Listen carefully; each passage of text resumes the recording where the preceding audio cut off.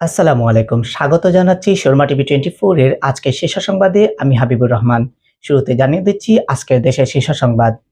প্রধান নির্বাচন commissioner AMM Nasir Uddin বলেছেন, নির্বাচন অনুষ্ঠানের দায়িত্ব যেহেতু আমাদের হাতে, সেহেতু ল অ্যান্ড অর্ডার সিচুয়েশন আমাদের কাছে অত্যন্ত গুরুত্বপূর্ণ।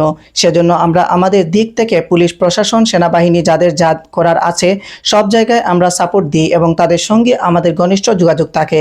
তারাও খুব কোঅপারেটিভ থাকে সবসময়। তারা নির্বাচনে সবসময় আমাদের সাহায্য সহযোগিতা করে থাকে। জুলাই-আগস্ট গণঅভ্যুত্থানে হামলার ঘটনায় করা মামলায় আন্তর্জাতিক অপরাধ ট্রাইব্যুনালের সাবেক প্রধানমন্ত্রী শেখ হাসিনা, সাবেক স্বরাষ্ট্রমন্ত্রী আসাদুজ্জামান খান কামাল ও সাবেক পুলিশ মহাপরিদর্শক চৌধুরী আবদুল্লাহ আল মামুনের বিরুদ্ধে আজ সোমবার ৩ জন সাংবাদিক সাক্ষ্য দিয়েছেন। এ নিয়ে এ মামলায় মোট ৩২ জন সাক্ষীর সাক্ষ্য গ্রহণ ও জেরা সম্পন্ন হলো।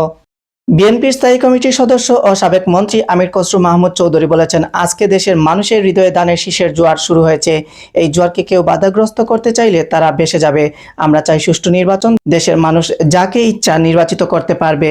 প্রতিবন্ধীদের সহায়তার নামে সূচনা ফাউন্ডেশন খুলে শেখ হাসিনা মেয়ে সায়মা ওয়াজেদ পুতুলের বিরুদ্ধে ৪৪৯ কোটি টাকা আত্মসাতের প্রমাণ পেয়েছে দুর্নীতি দমন কমিশন। একই সঙ্গে ৯৩০ কোটি টাকার বেশি সন্দেহজনক লেনদেনের অভিযোগে সায়মা ওয়াজেদ পুতুল সহ ১১ ট্রাস্টি সালমান এফ রহমান ও আজিজ খান সহ ৮ ব্যবসায়ী এবং এনভিআর সাবেক চেয়ারম্যান সহ ১৬ জনের বিরুদ্ধে মামলার সিদ্ধান্ত নিয়েছেন দুদক। ঢাকা মহানগর পুলিশ কমিশনার শেখ মোহাম্মদ সাজ্জাদ আলী বলেছেন, ঢাকা বিশ্ববিদ্যালয়ের কেন্দ্রীয় ছাত্র সংসদ নির্বাচন বন্ডুলের চেষ্টা করলে কঠোর ব্যবস্থা গ্রহণ করা হবে।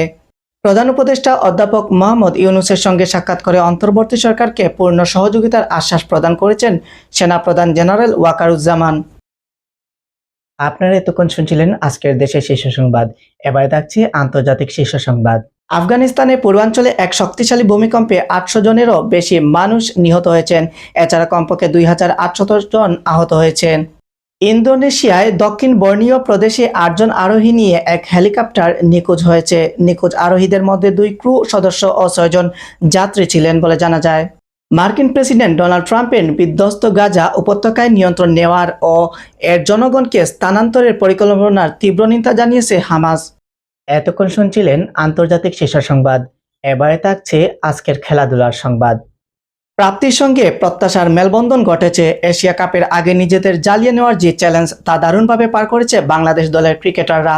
জয়ের ভিত তৈরি করে দিয়েছিলেন বোলাররা। ব্যাটারদের দায়িত্ব ছিল হাল ধরে রেখে তরিটাকে জয়ের বন্দরে পেরানো। সেই কাজে কোনো ভুল করেননি তানজিদ হাসান, তামিম, লিটন দাসরা। দায়িত্বশীল ব্যাটিংয়ে দ্বিতীয় ম্যাচেও জয় নিশ্চিত করেছেন তারা। এতেও ৩ ম্যাচ টি-20 সিরিজে 1 ম্যাচ হাতে রেখেই সিরিজ নিশ্চিত করল বাংলাদেশ। চলতি মাসে ভারতে বসবে নারী ওয়ানডে বিশ্বকাপের 13তম আসর। টুর্নামেন্টের জন্য আজ সোমবার প্রাইজ মানি ঘোষণা করেছে বিশ্ব ক্রিকেটের নিয়ন্ত্রক সংস্থা আইসিসি, যেখানে নতুন ইতিহাস রচনা করেছে আইসিসি। নারী বিশ্বকাপের এবারের আসরে প্রাইজ মানি থাকছে পুরুষদের বিশ্বকাপের চেয়েও বেশি। প্রিয় দর্শক, আপনারা এতক্ষণ দেখছিলেন শর্মা টিভি 24 এর নিয়মিত আয়োজন আজকের দেশের শীর্ষ সংবাদ, আন্তর্জাতিক শীর্ষ সংবাদ এবং খেলাধুলার সংবাদ। এতক্ষণ ধরে আমি ছিলাম হাবিবুর রহমান।